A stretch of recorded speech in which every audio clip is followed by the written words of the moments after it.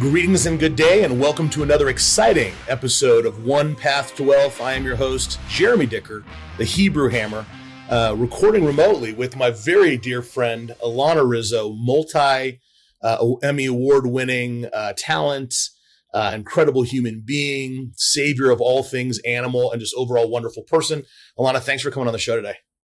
Of course. Good to see you. I'm happy to finally get to talk to you. It's been a bit. I know it has been way too long.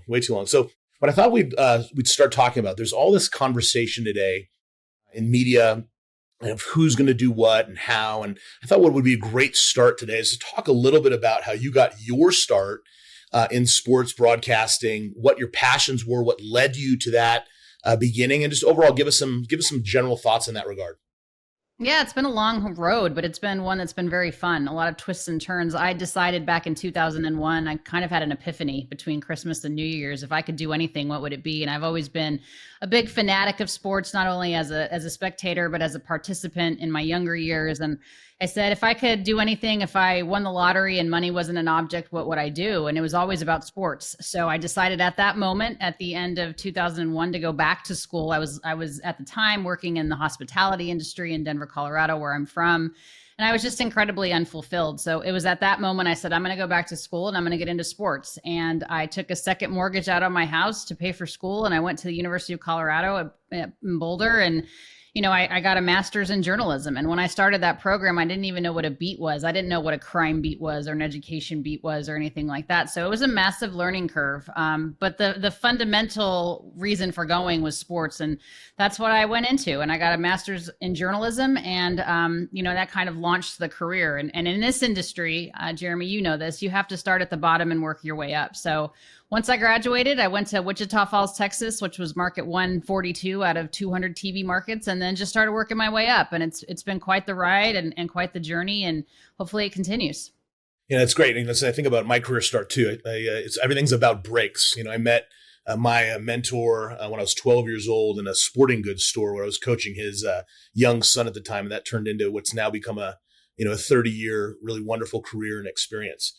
So talk a little bit about that. I mean, you and I met at Dodger Stadium while you were working for the Dodgers and became fast friends, and always enjoyed our conversations. Was always sorry to see that you left, but obviously for very, very good reasons. Your husband on the East Coast and all those wonderful things. But talk a little bit about how you got there and some of the experiences you had with the Dodgers. Yeah, that was the best 7 years of my professional life. And I feel very confident in saying that. I was very fortunate that when the Dodgers started their brand new network, Sportsnet LA, in 2014, they wanted to bring in people that had national experience. So it was such an incredible broadcast team, obviously led and anchored by Vin Scully. And then it was just the pieces that were surrounding Vin. So it was Oral Hershiser, Nomar Garcia-Parra, myself, all with national experience. Of course, Oral and Nomar were on ESPN. I was on MLB Network, and then they brought in John Hartung, who was a local anchor there at ABC7 in Los Angeles, who naturally had a ton of experience. They brought him in as our studio host for pre and post, and then Jerry Hairston Jr. So that was the core at the beginning. It was obviously Vin, and then it was Oral, Nomar, myself, Jerry, and John Hartung. That was the original five in 2014 when Sportsnet LA launched. And, and then when Vin decided to retire, obviously they hired Joe Davis, which was a massive coup for the team. Obviously he's incredibly talented, the number one voice for baseball on Fox, Big Fox. And, so getting to the Dodgers in 2014 was more of a need of wanting to be back at the ballpark. I was in the studio at MLB Network for 2 seasons and was very unfulfilled there just because I didn't have a big role. I was kind of on an island. I was more of like a utility player, but I missed the sights and sounds of the ballpark and waking up when the ballpark wakes up to get ready for a game and being entrenched in a team. So being able to be the sideline reporter and the pre and post game co-host with John at Dodger Stadium every day was something that was incredibly fulfilling. And, obviously they treat people very well. And that's why I got to meet you, because you're always in the Lexus Dugout Club. And go and get all the good food. And that's where our relationship started. And it was just an organization that treats people incredibly well. And I was very blessed to be with the Dodgers for 7 seasons. And for personal reasons, I needed to leave after they won the World Series in 2020. My husband's job changed. We weren't married at the time. He was going to be on the East Coast. I was going to be on the West Coast. That just wasn't going to work. So as difficult of a decision as it was to leave LA, I know I made the right decision, but that was an incredible experience in my professional career. It's amazing. Some would say having your spouse on the other coast would be the way to have a real marriage work, but I actually like my spouse, so I kind of wanted to be close to him. Yeah. makes sense. Makes sense. I'm glad to hear that. With all the things that we're seeing right now and the change in baseball, where you've got the what is it, the secondary look, the appeal of different things, and I can't think of the word for now. But with the umpires under so much pressure for the strike zone management and all of those things, how do you think that's going to play a role in people coming into your career today, broadcasters coming into the role today? Is it going to be all AI? Is it going to be a combination of computer-based technology and what you're seeing with real on-field reporting? What kind of things do you think are going to start changing in the career?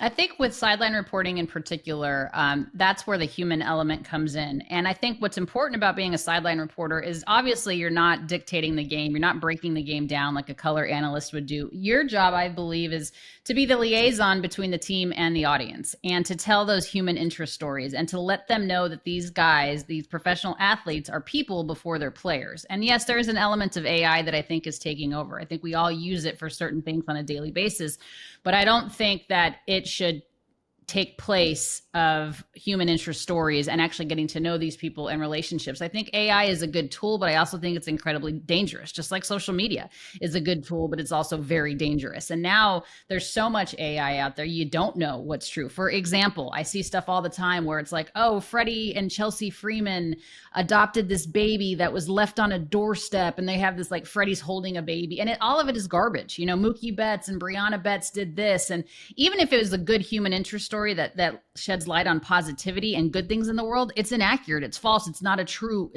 story. So there's a lot of pitfalls that can happen when you use AI. And I'm kind of like on the back end of my career. I still believe in storytelling. I still believe in the relationships. I still believe in being correct versus being first. And I think that's a really dangerous thing now. People just want to be first, and they want the clicks and the clickbait and all those types of things. And that's not journalism. That's not reporting.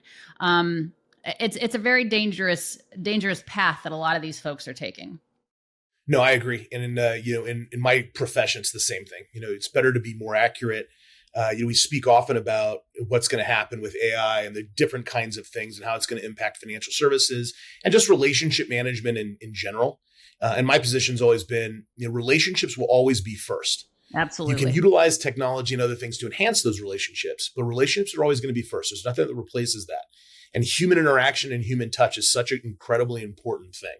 Mm-hmm. I think, as they talk about the removal of umpires, I think that's insane because as a purist, I love baseball, obviously, but that interaction that the player has with the umpire and with the fans and when someone gets thrown out, that's a meaningful part of America's pastime. And I don't think it's responsible to think that you can remove something that's so core and important to that. How do you feel about some of those things that you're seeing in the rule changes? I definitely think that there's a place for a ball strike system, but I don't think it should replace the umpire behind the plate. I think there's a way that you could use that as a supplement, as something that can complement what the umpires are already doing. I think if an umpire makes a call that's completely egregious, then you can say, hey, let's take a look at this review. What does the ABS system say? Automatic ball strike system say? I don't think firing umpires and getting rid of umpires and people losing their job to put a robot behind there is the right way to go. And I'm with you. I'm more of a baseball purist than not. But I will say this. I was very, questioning or hesitant about the pitching clock and about the larger bases at first. Now I love it. And of course, they implemented the pitch clock after I was done as a sideline reporter. I'm like, oh, thanks so much. So I used to have 4 or 5 hour games in the rain, but now all of a sudden we have 2.5 hour games. But I think it makes sense, right? You're just killing the dead time. And I think because baseball is such an old game and such a purist sport, people have a very difficult time embracing change. But I don't think that the larger bases or the pitch clock or the engagement rule has ruined the game. I think it's made it better. But I don't think you should remove the human element to put an ABS back there, because I do think that there is such an important part of a relationship between a battery and an umpire. And I think it's important to keep that there. Can you use computers and technology and AI to better the product? Sure. But I don't think it should be a replacement for humans. No, I agree. And I think I was talking with a good friend of both of ours last week, former pitcher in the big leagues. And he was telling me his funny story about how when he was first coming up as a rookie, he saw a specific named umpire who will remain nameless, who was sitting down to lunch and said something to him about being a rookie. And he looked back and said, how about mixing in a salad with your lunch? And this larger umpire said to him, okay, we'll see you at the ballpark tomorrow. And he didn't get a strike all day. Whoops. Well, those kinds of... You got to be careful who you insult. That's true. But I think those kinds of incredible, engaging parts of the story, whether it happens in a team hotel lobby or in a restaurant, that's what makes the storytelling, the game itself, so special. Yeah, I agree with you. I mean, there's so many different stories that have been told. And, I was fortunate to be with the Dodgers for 7 seasons, and just walking around Dodger Stadium and just the people that you run into, whether it's, veterans, legends of the game. I mean, it was nothing to walk around and see Sandy Koufax or Tommy and, and plus all the new, up and coming celebrities, or every day there was somebody there, right? In the Lexus Dugout Club that we were talking to or whatever. It's an amazing organization, and there's a lot of amazing stories that have been told. And I don't want that to go away because of technology. I agree with you. So let's shift gears a little bit. So one of the things that I think is really interesting is we talk about the human element of all this, the bouncing around of players, the free agency market, and the frenzy, and these crazy contracts, Juan Soto, and all of these crazy things. You think about Clayton Kershaw being one of the last true old school guys that comes to the ballpark, stays on the same team, probably gave up some money. How do you think those kinds of things, free agency, is going to affect the game going forward? And how do you feel that it's impacted the game today so far? What are some of your thoughts on that?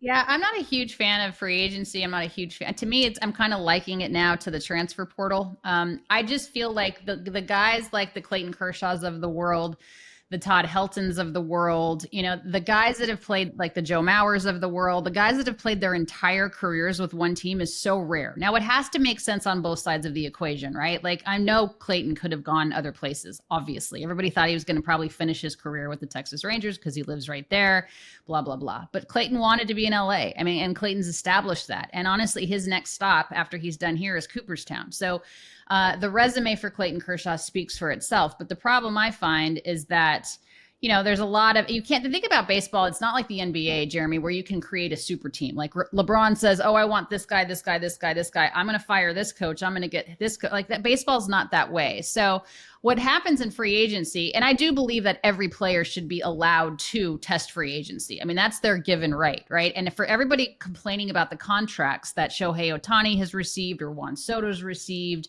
or whatever, some of these guys are going to get in free agency, the owners make more money. So don't be mad at the players. If you don't, don't hate the player, hate the game type of situation. Whatever the player is making, the ownership group is banking on 4 times that amount. So if Shohei Ohtani got, and Jeremy knows this better than anybody in wealth management, if Shohei Ohtani got $700 million, the Guggenheim Group is expecting $2.4 billion in return.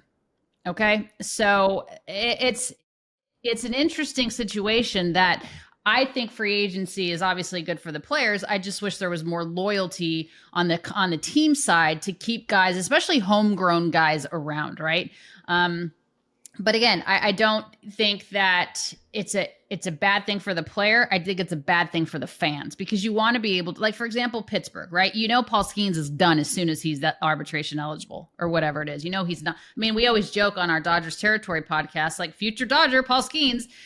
Because why is he going to stay in Pittsburgh? For what? They got rid of everybody. They have Brian Reynolds. That's it. Come on. And it's Pittsburgh. Paul Skeens is a winner and he wants to win. Well, and Pittsburgh's I love Pittsburgh, actually. It's my favorite ballpark. It's a very sneaky, underrated city, but they're not going to surround Paul Skeens with the talent that an LA would or a Boston would or a New York would, a St. Louis would, a Chicago would. They're just not going to do that. That's not the market, but they're still making money hand over fist. There is not a poor owner in baseball. Trust me. There is not a poor owner in baseball. Yeah, no, it's interesting. It's economics over ethics, right? I mean, sometimes they want to Yeah. have that economic benefit over what's the ethical thing to do, whether it be for the fans or otherwise. But at the same time, they're supposed to feed their families. And at the end of the day, careers in sports is short, and you've got to take as much as you can for as long as you can before it's over. It's a Absolutely. short game. It's not like Yep. the Nolan Ryans of the world today don't exist in great numbers. No, the average baseball player is in the game for 3 to 5 years on average, if they're lucky. I mean, to get fully vested in Major League Baseball, you have to have at least 10 years of service time. And for those that have actually gotten to 10 years of service time, I mean, it's a very low percentage. It's a big deal when you are fully vested because it's so difficult to get to the big league level. What's harder is to stay. So the longevity of a player is what's impressive versus just the fact that he got there, because it's few and far between of those that actually hit that mark. Absolutely. So speaking of longevity, let's shift again and talk a little bit about one of my idols, Vin Scully, and some of you who you Mhm. got to work closely with for a long time. What was that like? What was the preparation like with him? What was that like? I mean, Vin is who he is. I mean, what you see of Vin Scully on the television is what Vin Scully was. I mean, he was so kind of a person. His memory was unbelievable. I mean, think about all of the games that he's covered, all of the things that he's done, all of the people that he's been around. I mean, Vin outlasted most of us, right? In terms of the turnover in the broadcast team and the turnover of players. I mean, this is a guy that covered Jackie Robinson and Clayton Kershaw. I mean, that's like the span of guys that Vin Scully has covered is really remarkable. And I only have 3 pictures framed in my office. One is me and Vin. It's right there. I don't know if you can really see it. That's Yep. Vin and I in that one. Me and Sandy Koufax at spring training, because Sandy's very private and he doesn't make himself available very often. He's very kind, but he's a very private person. So I have that one framed. And then I have another one framed of me and my mentor, who unfortunately passed away. So Vin is a very special human to all of us. I mean, he spans generations. Our grandparents and our grandkids know Vin Scully. And he's just as kind of a man as you would imagine. Just sweet and kind, but knew the game, and nobody else could ever do what he did. I mean, he could do play by play for 3 games simultaneously. I can't even get a word out half the time when I'm on the air. So he is what he is. I mean, he is exactly as kind as you would hope that he would be. What was the prep that you witnessed when he was getting ready for a game? Was it anything that sticks out that was really interesting or unique? I mean, you kind of stay out of Vin's way, right? I mean, we would go in there and and Boyd was handling all of his stuff, and unfortunately, Rob Menchel was his camera guy for decades. Unfortunately, Rob passed away recently, but Vin was very meticulous in his approach, but he also just knew everything too. I mean, Vin was not the type of guy later in his life that would go down and chat with the guys in the dugout or the clubhouse. I mean, he was very much in his own element, and then it got to the point where he wasn't even. I mean, when I first started, he wasn't traveling as much. He would still do like NL West games on the West Coast. Like he'd go to San Francisco, he'd go to Colorado, he'd go to San Diego. Then that stopped because where we stayed in San Diego, it was very, very fan friendly, and the man couldn't even get to his room because he was basically being mobbed. So he stopped going to San Diego, and then the altitude in Denver, as he got older, then he stopped, traveling entirely. And he finished his last game, Dodgers at Giants in San Francisco. But he was always over prepared. He was always right on the money. He was always gracious. He was always. I mean, people couldn't wait.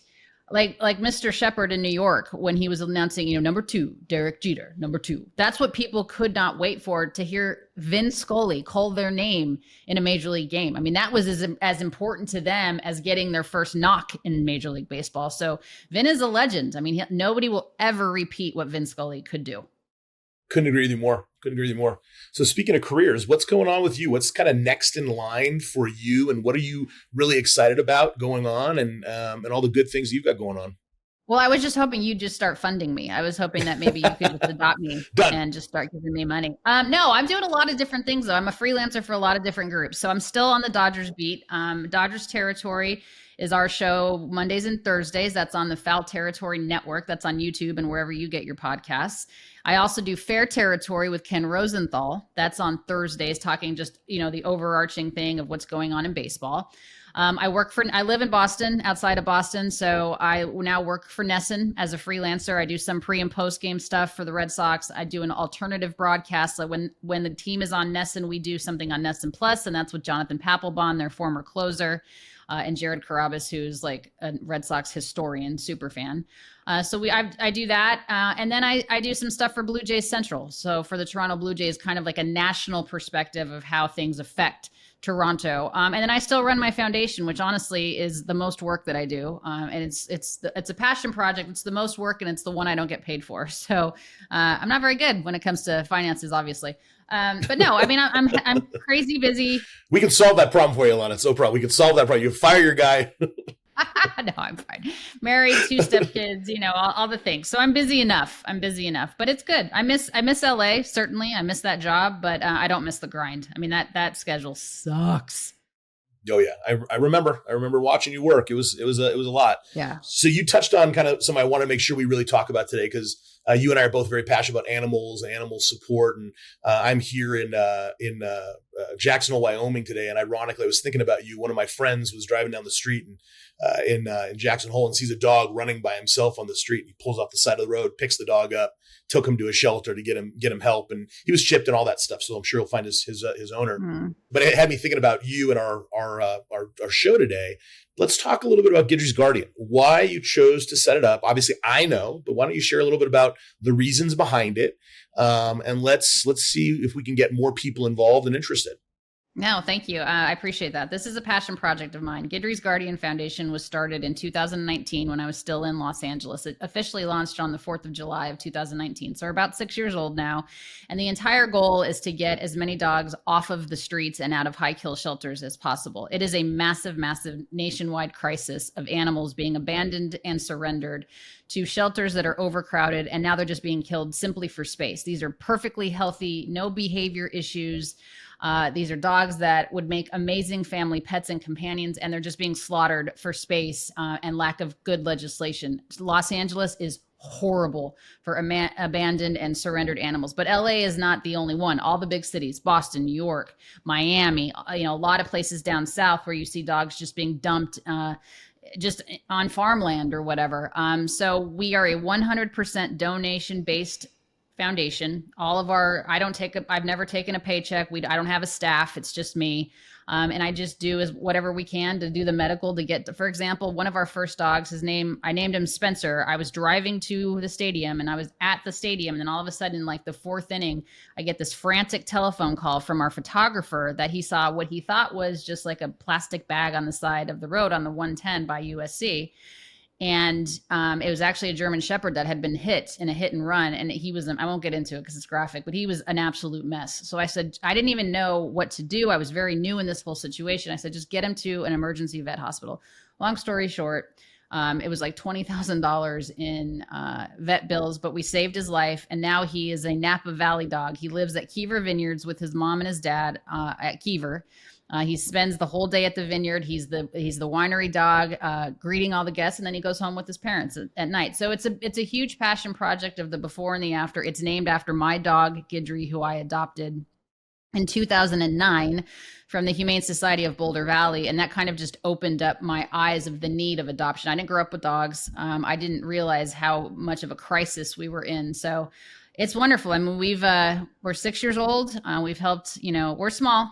We're not like the ASPCA or anything like that, but we don't take any money for ourselves. We don't take a salary, anything like that. So check it out, guidrysguardian.org, or you can hit me up on my socials and I can give you more information. That's great. No, we're big believers, big supporters. I think what you're doing is so incredible. It's so unbelievably difficult to see any animal in pain. I have 2 dogs and 6 chickens. So I see a lot of animal work all the time, but it's just amazing to see what animals can do for children and people, the kids that are sick, adults that are sick. Yep. Just petting that dog, putting your hand on that fur, it just changes your day and makes you feel so much better. I mean, dogs are so much better than people, honestly. Like, and Absolutely. I truly believe rescue dogs know that they've been rescued. The dog I have currently, her name is Bentley. I named her after Dierks Bentley because I'm a big country music fan. She lived in Bakersfield, California for like 4 years in a cage. She has no teeth because she was eating the rocks and trying to get food and nourishment. So we call her Queen No Tifa. But now she's hit the jackpot, right? So it's just there's a huge need for adoption. Please consider adopting before you buy, especially from backyard breeders. It's a disgusting, disgusting industry, and those dogs are always sick. And they're just churning them out for money, and it's just gross. So please consider adoption. No, I agree. Couldn't agree with you more. Well, this has been super fun. Everything else is going well with you? Yeah, I miss your stupid face. I haven't been to LA in a long time, and I know you live in Arizona now. But we've got all of us have to get together. You, your wife, me, Chris, everybody. I totally agree, and we got to make that happen. It's been too long, and I miss your beautiful face. My stupid face, but I miss your beautiful face. I miss you too. Thank you for having me on. I'm always forever proud of you. You too, Alanna. Thanks so much. This has been another exciting episode of One Path to Wealth. If you like this episode and more, please make sure and subscribe to our podcast. Make sure you check out our blog every Friday. Thank you very much. This is the Hebrew Hammer, Jeremy Dicker. Thanks very much for joining us. Thank you for listening to One Path to Wealth podcast. Click the follow button to be notified when new episodes become available. Visit our website at www.onewealthmgmt.com. or give us a call at 855-663-9584. And don't forget to click the follow button to be notified when new episodes become available.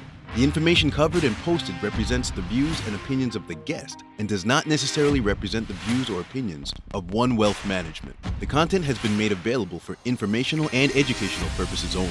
The content is not intended to be a substitute for professional investing advice. Always seek the advice of your financial advisor or other qualified financial service provider with any questions you may have regarding your investment planning. Investment advisory services offered through One Wealth Capital Management, LLC, an SEC-registered investment advisor. Insurance solutions offered through One Wealth Management, Financial and Insurance Services, Inc.